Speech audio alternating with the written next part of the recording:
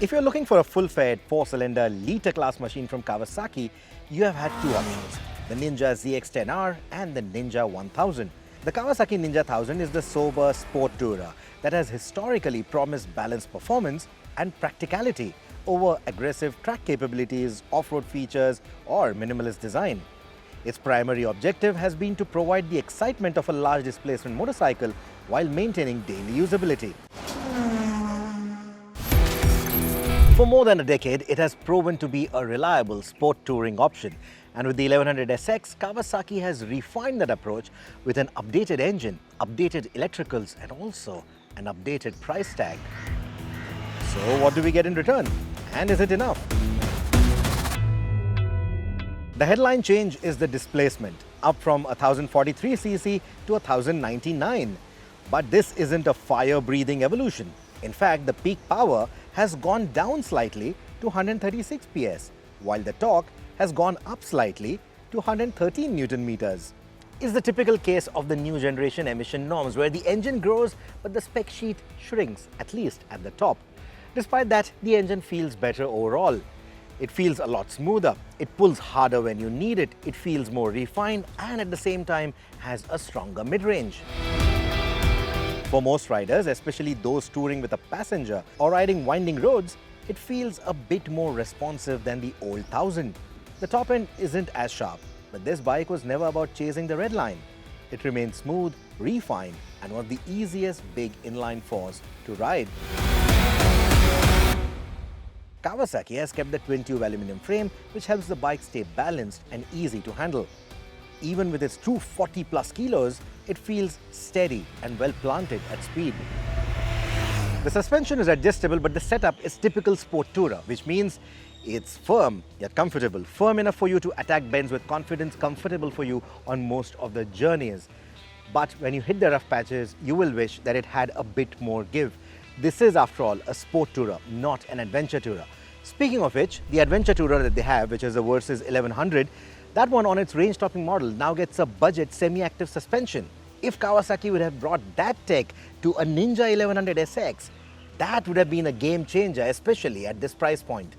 The Ninja 1100SX gets the comfort basics spot on. The seat is wide and long to make it accommodating for riders of different sizes, whereas the seat height is quite accessible. So especially if you find adventure bikes to be too tall, you might find this a lot friendlier. Even the foot peg position is quite nice. Long distance journeys, no problem at all. The rider triangle is nice and comfortable. And speaking of long distance journeys, you also get an adjustable windscreen. And it's nice and tall to deflect winds even at high speeds, even for taller riders. The riding position is unchanged, so the Ninja 1000 owners will feel right at home. But would the Ninja 1000 owners really feel compelled to upgrade? Probably not. The updates are thoughtful but don't fundamentally change the look or the ride. If your Ninja 1000 is still running fine, the 1100SX will feel more like a polished version than a game changer. Thinking of a pre-owned Ninja 1000? Go for it, if the deal is right. That engine is tough, it's tough as nails. The only problem is it's not E20 compliant like the new 1100, which means you will have to keep looking for 100-octane fuel to keep it healthy in the long run.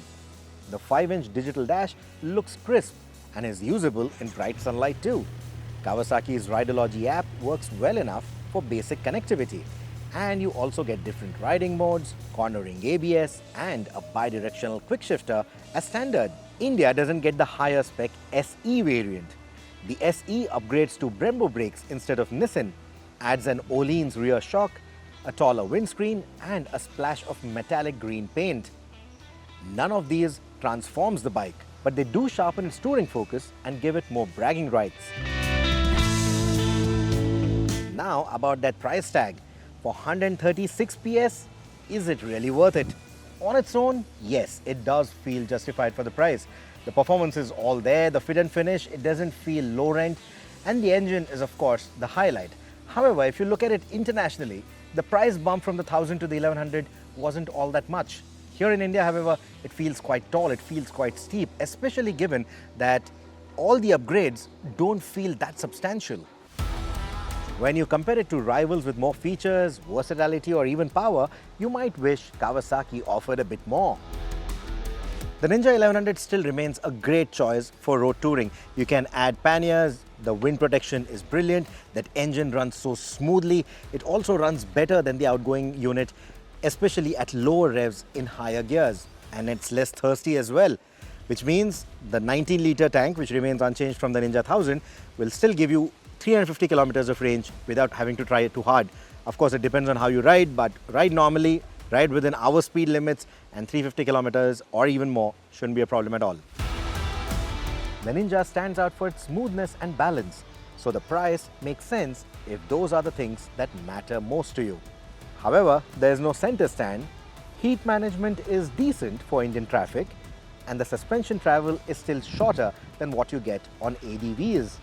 In today's market, where everyone wants adventure bikes that can do it all, the Ninja SX is clearly focused on the road. And this is where the conversation gets a little uncomfortable. For the same money, you can get yourself a Triumph Tiger 900 GT, which gets better electronics, taller suspension and more upright comfort. Or a BMW F850 GS Adventure, more range, more brand value, more ruggedness, more versatility. Or even settle for a Honda XL750 Transalp. It's lighter, talkier and friendlier in the city. All the three bikes are more adaptable and better suited for our road conditions. None of them give you the smooth, high revving feel of an inline 4. They don't look as sharp and they can't match the sound and the style the Ninja 1100 SX offers when you find a great stretch of road. Sport tourers are becoming a rare breed and the Ninja 1100 remains one of the best all-rounders out there, especially in a time when every other motorcycle is trying to be everything. This one has absolutely no ambitions of going off the road. It has absolutely no ambitions of looking retro or harking back to some old icon, none of that. It is aimed at those who want that big bike feel, who want comfortable journeys, who want confidence in the corners. And all of that, it does extremely well. Is it perfect? No. It should have included some of the SE's extras, and the price is on the higher side. The competition has also raised the bar in terms of features and equipment. But if you want an off-road focused 4-cylinder bike that's both refined and powerful, this is still one of the best options that is left in the sport touring category.